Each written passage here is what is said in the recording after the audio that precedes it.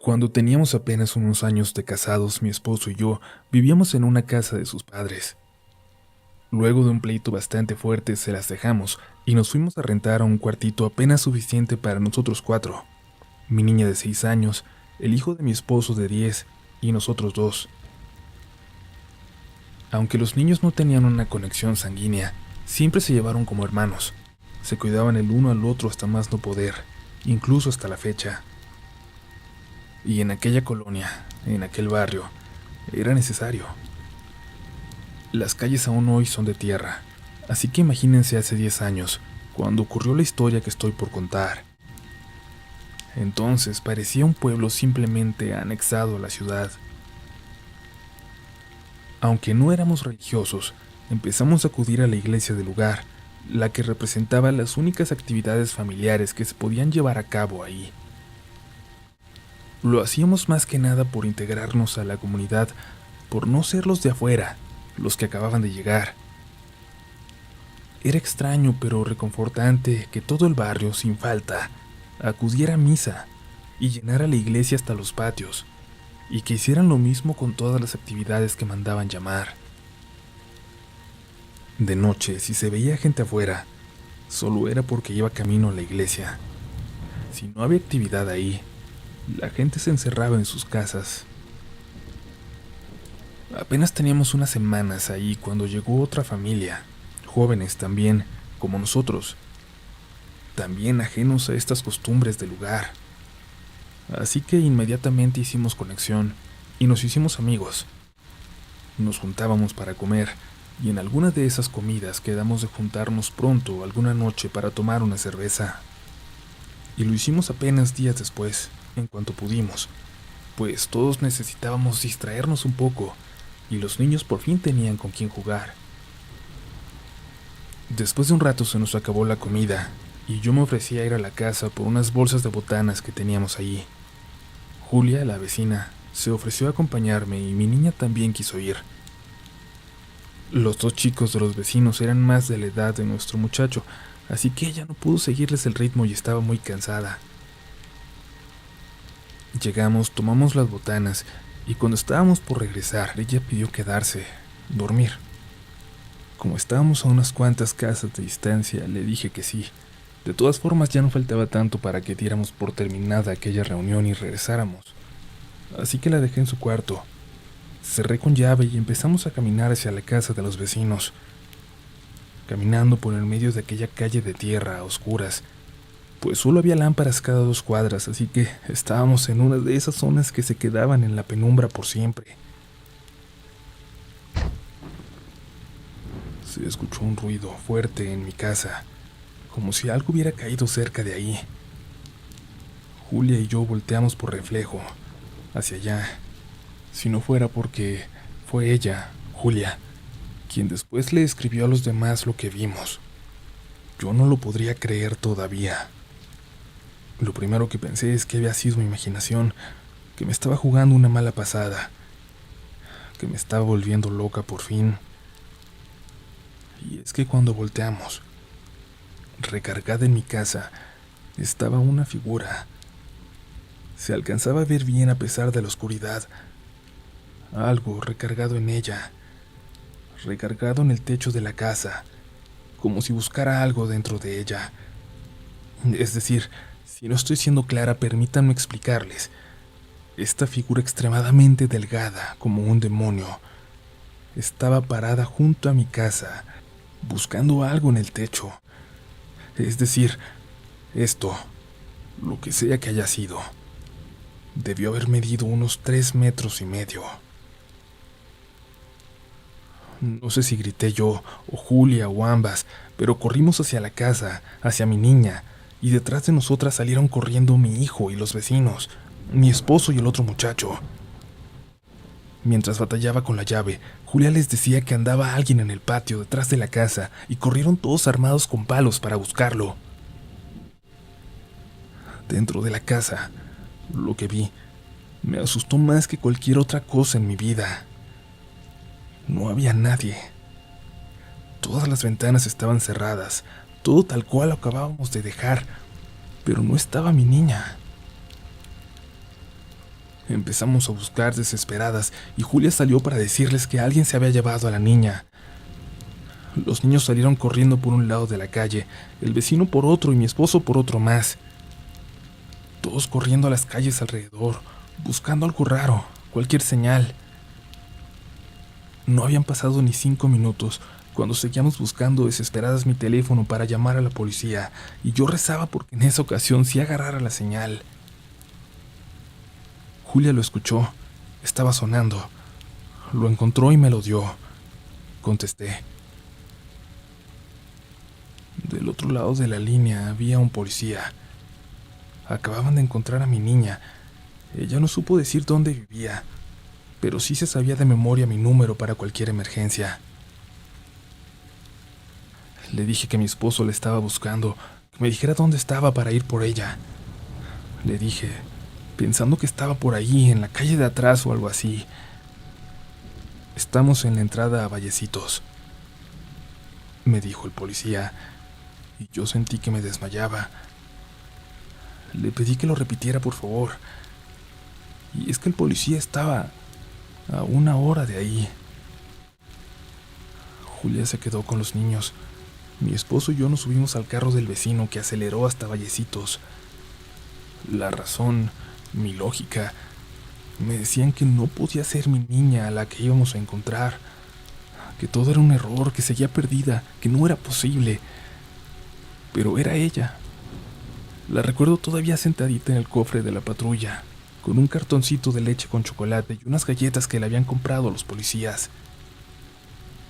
Nos la dieron después de mucho insistirles, pues querían que denunciáramos a aquella persona que la había sustraído, pero yo no sabía qué decir. No podría describirla. Mi niña dice que no se dio cuenta de nada, que cerró los ojos en su cama y lo único que recuerda después fue que le cegó la luz de un carro, que se dio cuenta de que era una patrulla y se acercó para decirles que estaba perdida. No recuerda nada más. Con el tiempo se olvidó por completo de lo que pasó, de esta noche. Y yo a veces sueño todavía con aquella figura desnuda, recorriendo las calles de aquella colonia, acechando, agachándose para buscar entre las casas. Hola a todos y todas. Para poder contarles mi historia siento que debo darles antes un poquito de contexto. Mi mamá tiene una pequeña papelería en casa, pues tenemos la suerte de vivir frente a una escuela secundaria. Este negocio, aunque muy chiquito, nos ha mantenido desde que yo tengo uso de razón, y yo siempre he ayudado en ella. Además de lo normal de una papelería, vendemos libros, de esos delgados de fácil lectura, baratos, sobre todo para niños, pero también hay entre ellos libros de leyendas, de hadas y duendes. Uno de mis favoritos era uno que trataba de los seres elementales, de los que se hablaba en distintas comunidades del país. Como el negocio es muy pequeño, debemos aprovechar cada oportunidad que se tiene para sacarle más provecho. Por eso aquella tarde en que le habló una amiga a mi mamá, para decirle que en una ciudad cercana tenían cajas de libretas de pasta dura a la mitad del precio de fábrica. A los pocos minutos ya le habíamos bajado los asientos a la minivan y estábamos tomando camino para aprovechar aquella oferta. Íbamos a comprar todas las cajas que se pudieran, pues nos seguirían sirviendo incluso para los siguientes ciclos escolares, si era cierto que estaban a ese precio. Después de 1 hora en carretera llegamos a la dirección indicada, a una bodega de alimentos que estaba por cerrar porque ya eran cerca de las 9. Y bueno, no nos preguntamos por qué tenían esas libretas, solo tomamos las 5 cajas que quedaban y emprendimos el camino de regreso. Mi mamá deseaba haber encontrado más, pero esas 5 eran suficientes para que hubiera valido la pena aquel viaje. De hecho, más que suficientes. Estaba comentando que iba a poner un letrero en la parte de afuera para que todos compraran las libretas ahí, que las podría dar más baratas que los lugares grandes y aún así sacar ganancia.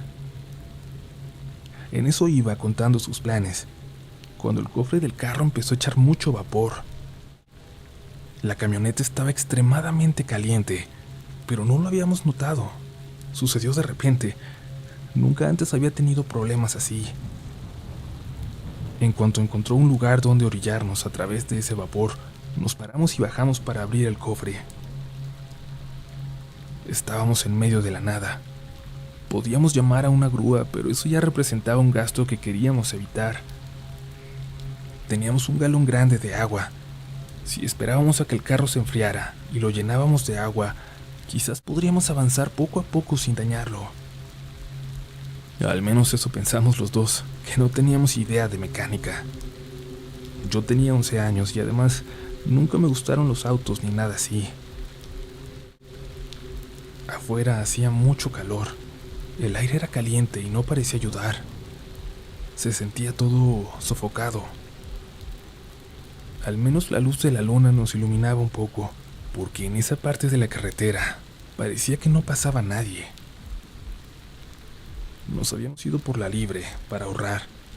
La carretera de cuota era más directa y mejor iluminada, de 2 carriles en cada dirección, pero bueno, ya era muy tarde para pensar en arrepentirnos. Ahora había que esperar, o quizás con suerte pasaba alguien que pudiera darnos alguna idea más clara de lo que tenía la camioneta. Pero pasaron los minutos, pasó casi media hora, pero ningún alma por aquel lugar. El motor ya casi no echaba vapor. Parecía que alguna manguera se había reventado y había colado el agua del radiador. Estaba ayudando a mi mamá, pero algo llamó mi atención. Parecía que alguien se acercaba. Le avisé. Tomé una L de acero. Esperamos.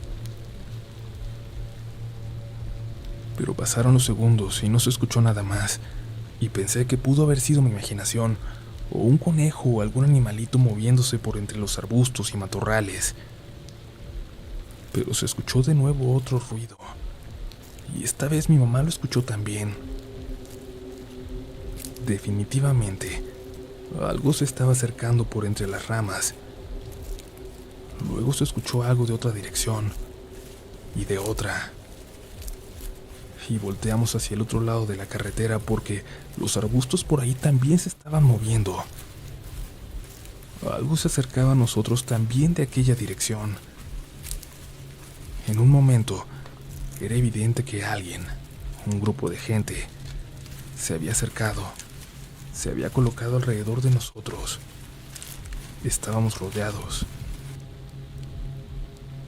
Pensamos que eran ladrones, pero no había ningún poblado, ni una ranchería, ni nada a 100 kilómetros a la redonda.